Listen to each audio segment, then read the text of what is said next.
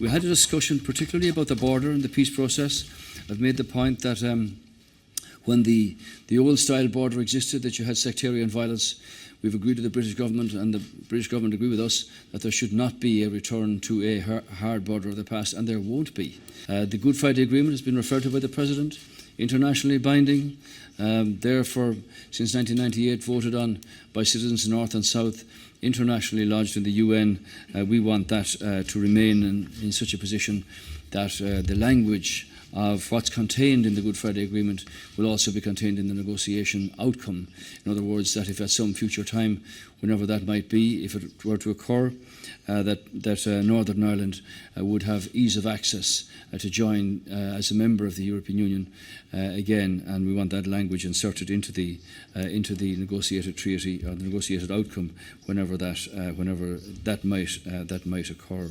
So, while the Prime Minister says we want the closest relationship with the European Union, we support that.